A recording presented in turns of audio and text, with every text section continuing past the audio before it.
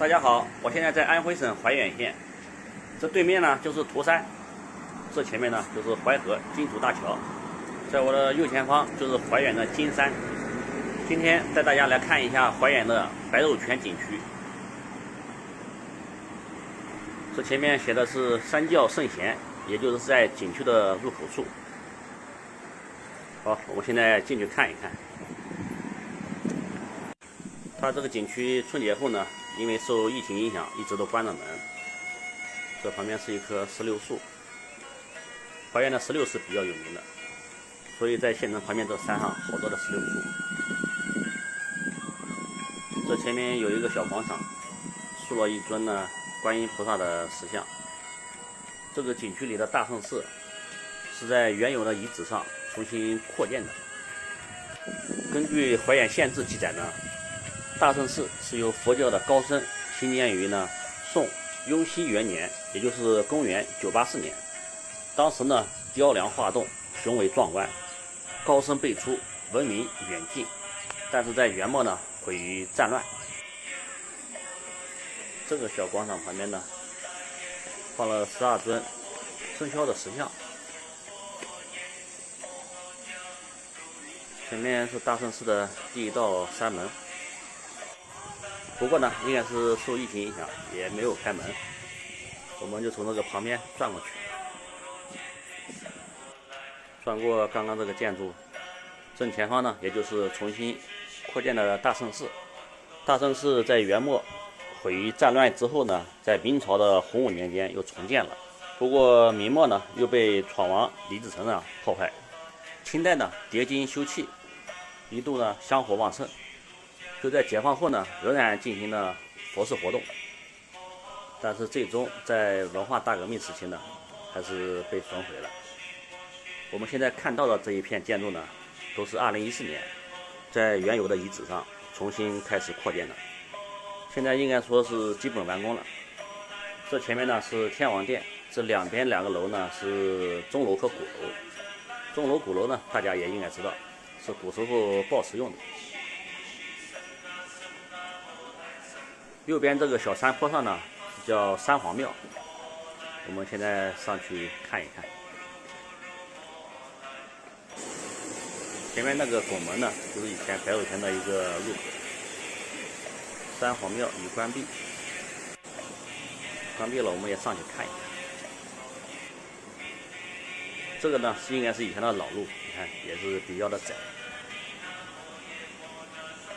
旁边栽的都是石榴树。安徽有句老话，怀远的石榴，砀山的梨。大门的确上锁了。这个三皇庙呢也是始建于宋代，为古代祭祀医神之所。庙里呢曾供奉有伏羲氏、炎帝神农氏，还有黄帝轩辕氏，故称呢三皇庙。除了这三皇之外呢，还有历代的一些神医，像华佗、扁鹊等人的塑像。这庙北边是县城，东边是涂山。这庙前的这个石榴树上挂了好多的红丝带，这都是人们祈福许愿的。这前面呢也就是在大圣寺的左边就是白肉泉。这个白肉泉呢说是维修已经关闭好长时间了，今天呢也未必开门，我们去到前面看一看。宋代的大文学家苏东坡曾将此泉呢誉为天下第7泉。据文献记载，苏东坡曾率他的2个儿子苏代、苏过来白肉泉游玩并考察，经品泉水后呢写有游涂山金山记所见。我们看这路旁边有个牌子，上面有指示白肉泉、望怀楼，有吕祖殿、苏公祠。前面白肉泉好像是关着铁门。这个白肉泉呢原名叫白龟泉，相传在唐朝的时候呢，泉内呢曾流出一只白龟，因此呢得名白龟泉。后来呢因为这个泉水干白如乳，所以呢就改名为白肉泉。这白肉泉和望怀楼呢都是由郭沫若亲笔题写的。我们现在从这个侧面看一下这个大圣寺的全貌。确实呢雄伟壮观。这前面是天王殿，我们从旁边绕过这个天王殿，再往后去。之所以叫天王殿呢，因为它里面呢供奉着四大天王，还有呢大肚弥勒佛。这是天王殿的后面。这个大圣寺呢是依山而建，据说整个项目呢投资了有8亿元人民币。对于大圣寺的建设呢，好像还有一些争议。好，我们又上了一层，这边呢是观音殿，这里面自然是观音菩萨了。这是过了观音殿，我们再上一层。这左边是财神殿，正面是大雄宝殿。大雄宝殿呢，也就是寺庙里的核心建筑，里面供奉的就是释迦牟尼。这前面还有人烧香。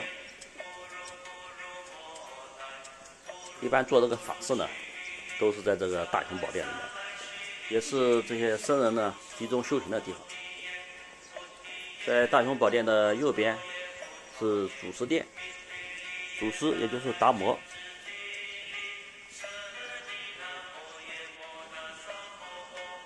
我们从大雄宝殿这个广场往下望，大圣寺呢背靠金山，对面呢是涂山，脚下是淮河。这个工程量呢，说实话也不小。我们再到大雄宝殿的后面再看一下，这最后一排是藏经楼，它这个功能呢，一般是藏经或者僧人呢阅读经书的地方。好，整个大圣寺我们就大概的看完了。大殿里呢，一般都没开门。